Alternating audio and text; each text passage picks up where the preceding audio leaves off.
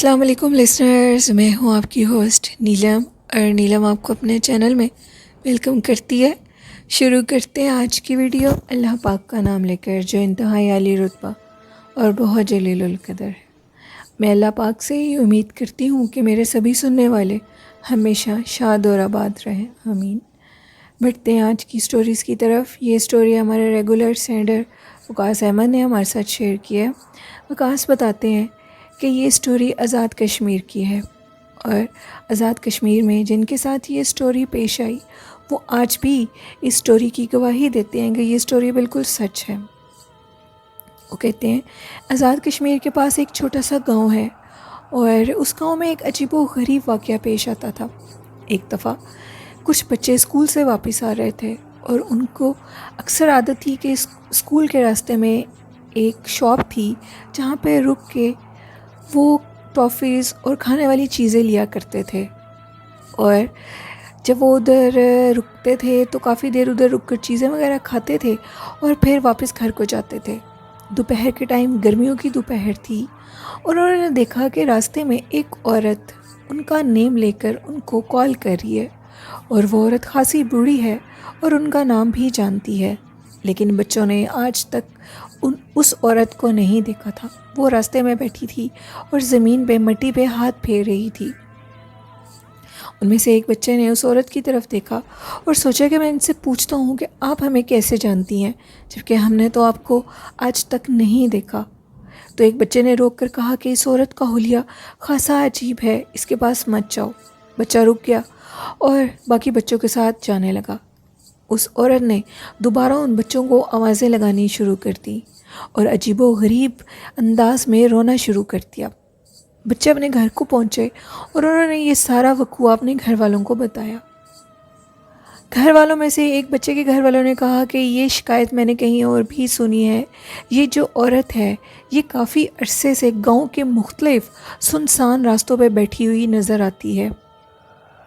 ایک دفعہ ایک شخص اپنا کام کر کے رات کے ٹائم واپس آ رہا تھا، تو اس نے کیا دیکھا کہ ایک بوڑھی عورت جس کے ہاتھ میں کچھ سامان ہے اور اس شخص کو اپنی طرف بلا رہی ہے۔ وہ شخص اس کی طرف جیسے ہی متوجہ ہوا اور اس نے سوچا کہ یہ کوئی بوڑھی عورت ہے اور اس کو شاید مدد کی ضرورت ہو، میں اس کی مدد کر دیتا ہوں۔ وہ جیسے ہی اس کی مدد کے لیے اس کے پاس پہنچا تو وہ عورت اس کو اپنا سامان پکڑا کے کہتی ہے کہ فلاں جگہ میں میرا سامان چھوڑ آؤ۔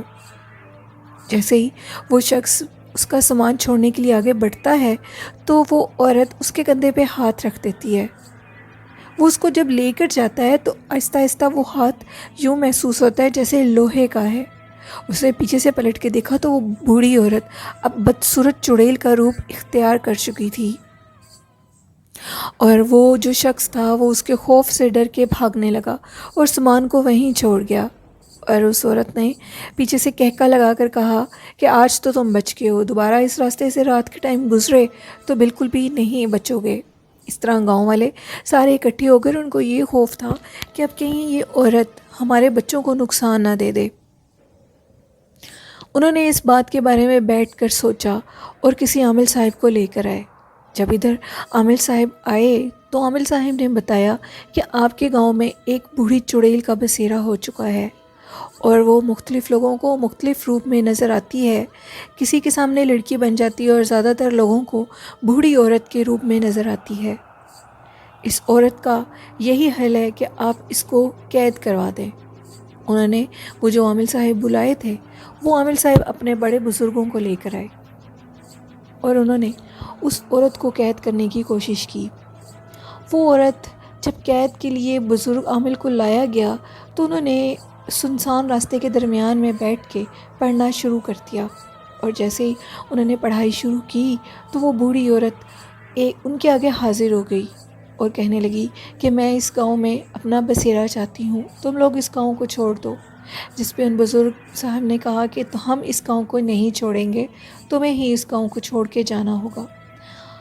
اور وقاص کہتے ہیں کہ آج بھی اس عورت کو جب انہوں نے قید کیا تو انہوں نے ایک بوتل میں اس کو قید کر دیا، اور اس بوتل کا منہ بند کر کے قبرستان کے ایک درخت کے پاس انہوں نے اس کو لٹکا دیا اور کہا کہ کوئی بھی اس کو مت چھیڑے، یہ ایک بہت خطرناک چڑیل ہے۔ اور اگر اس بوتل کا منہ کھل گیا تو یہ لوگوں کو نقصان بھی دے سکتی ہے۔ وقاص کہتے ہیں کہ آج بھی اس گاؤں میں مشہور ہے کہ فلاں قبرستان کے اندر ایک درخت پہ اس بوڑھی چڑیل کو قید کیا ہوا ہے، اور کبھی کبھار اس درخت کے نیچے سے عجیب و غریب چیخنے کی اور ہنسنے کی آوازیں آتی ہیں، کیونکہ اگر وہ اس عورت کو قید نہ کرتے تو وہ بچوں کو نقصان بھی دے سکتی تھی۔ یہ سٹوری وقاص احمد کی تھی۔ شکریہ وقاص، آپ کی سٹوری بہت اچھی تھی۔ بڑھتے ہیں آج کی دوسری خوفناک سٹوری کی طرف۔ یہ سٹوری بھی وقاص نے ہمارے ساتھ شیئر کیا۔ وقاص کہتے ہیں کہ یہ سٹوری UK مانچسٹر سے ہے۔ ایک لڑکا جو کہ ہارس رائڈر تھا اور اس کو ہارس رائڈنگ کا بہت شوق تھا، اور اس نے رائڈنگ کلب بھی جوائن کیا ہوا تھا۔ اس کو عادت تھی کہ وہ صبح کے ٹائم جا کر رائڈنگ کیا کرتا تھا اور اپنی پریکٹس کو جاری رکھتا تھا۔ شدید سردی تھی اور دھند کا موسم تھا۔ وہ لڑکا جیسے ہی ہارس رائڈنگ کے لیے باہر نکلا اپنی پریکٹس کے لیے، تو اس کو محسوس ہوا جیسے دھند میں ایک اور گھوڑا بھی موجود ہے۔ وہ بہت حیران ہوئے اور انہوں نے دیکھا کہ آس پاس تو کوئی بھی نہیں ہے، تو یہ دوسرے گھوڑے کی آواز کہاں سے آ رہی ہے۔ انہوں نے آگے سے دیکھا تو ایک کالا سیاہ گھوڑا دھند کے درمیان میں کھڑا ہوا تھا، جو کہ سائز میں کافی بڑا تھا۔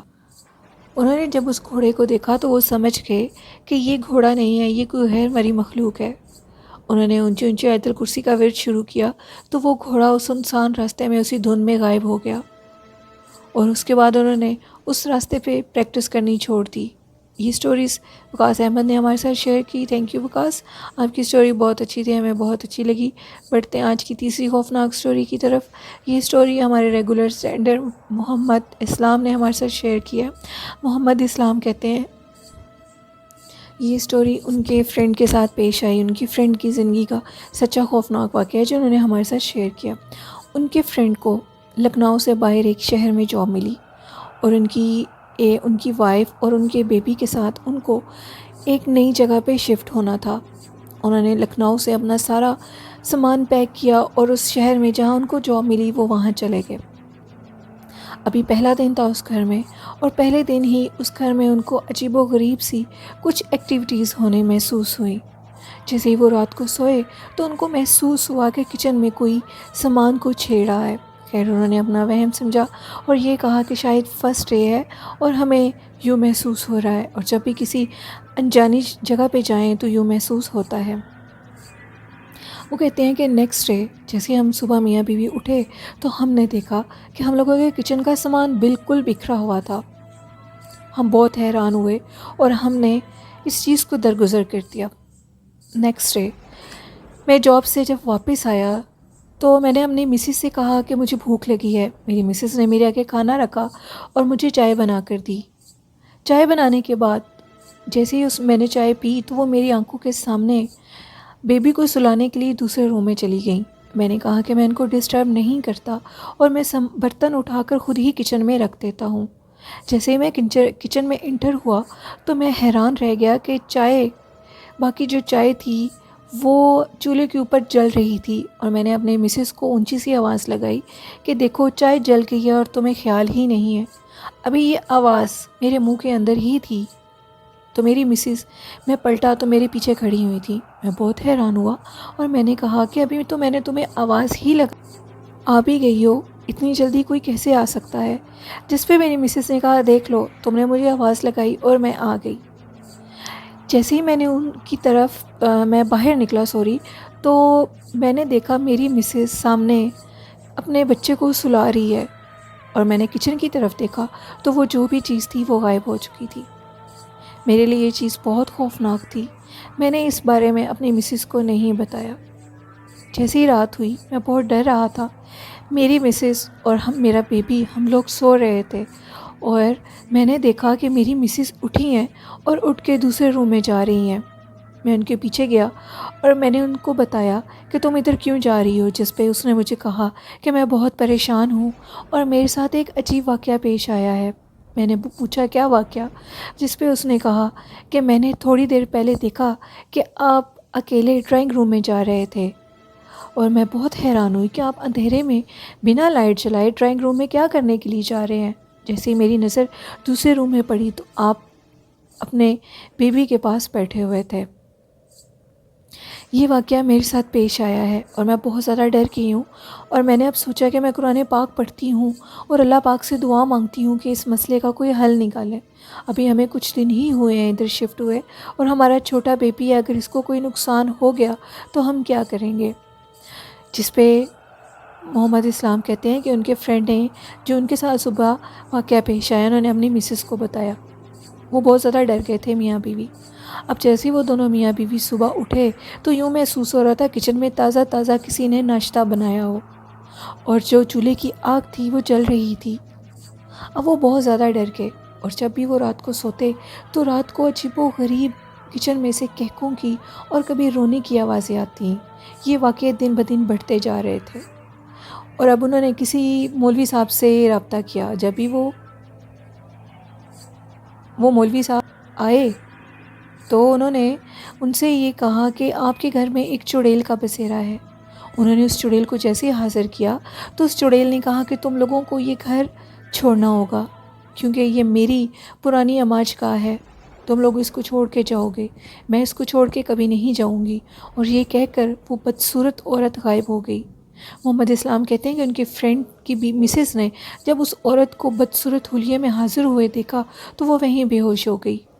انہوں نے 10 دن کے اندر اندر اس گھر کو چھوڑا اور اس گھر کو چھوڑ کے کسی نئے گھر میں شفٹ ہو گئے۔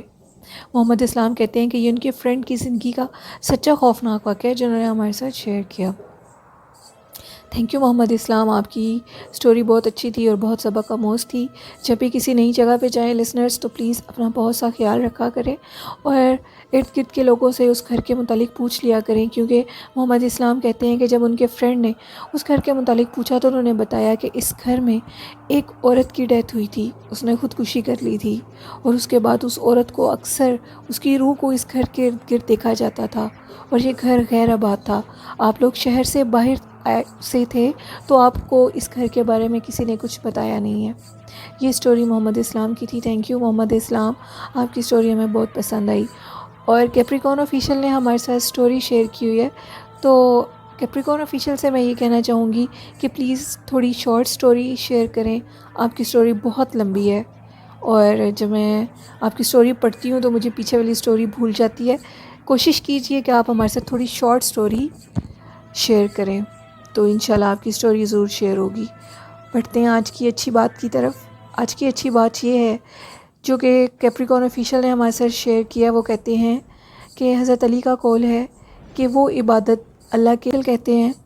کیپریکون آفیشیل کہتے ہیں کہ حضرت علی کا قول ہے کہ حضرت علی عبادت جنت کے شوق میں نہیں بلکہ اللہ کے خوف میں کرتے تھے، اور نہ ہی وہ عبادت دوزخ کے ڈر سے کرتے تھے۔ وہ تو عبادت کرتے تھے اس لیے کیونکہ وہ اللہ سے بہت محبت کرتے تھے۔ یہ بات کیپریکون آفیشیل نے ہمارے ساتھ شیئر کی۔ Thank you. اور پڑھتے ہیں دوسری اچھی بات کی طرف۔ یہ اچھی بات شیئر کیا ہمارے ساتھ شان جٹ نے۔ شان جٹ کہتے ہیں کہ اکثر جو رشتے ہماری طاقت ہوتے ہیں وہی رشتے ہماری کمزوری بن جاتے ہیں، اور جو رشتے ہماری کمزوری بن جاتے ہیں اکثر وہی ان رشتوں میں ضد آ جاتی ہے، اور میں نے دیکھا ہے کہ جہاں ضد آ جاتی ہے وہاں پہ رشتے ختم ہو جاتے ہیں۔ یہ اچھی بات شان جٹ نے ہمارے ساتھ شیئر کی۔ کبھی بھی کسی رشتے میں ضد نہیں رکھنی چاہیے، ایک نہ ایک کو ہار مان لینی چاہیے۔ بہت خوب، آپ نے بہت اچھی بات کی۔ تیسری اچھی بات ہمارے ساتھ شیئر کی ہے شافیہ رفاقت نے۔ وہ کہتی ہیں کہ کبھی بھی حسد مت کرو، حسد ہماری نیکیوں کو کھا لیتا ہے، اور اللہ پاک نے جتنا ہمیں نوازا ہے اس پہ خوش ہونے کی کوشش کرو۔ بہت شکریہ لسنرز، آپ کی اچھی باتیں ہمیں بہت پسند آئیں۔ آئی ہوپ میرے لسنرز کو ہماری سٹوریز اور ہماری اچھی باتیں بہت پسند آئی ہوں گی، اور جنہوں نے ابھی تک میرے ساتھ اپنی سٹوریز شیئر نہیں کی، ڈسکرپشن باکس میں میرے ای میل آئی ڈی پہ آپ اپنی اچھی باتیں اور سٹوریز اور کمنٹ باکس میں بھی شیئر کر سکتے ہیں۔ اور اگر میرا چینل اچھا لگتا ہے تو اس کو زیادہ سے زیادہ شیئر کیجئے اور لائک کیجئے۔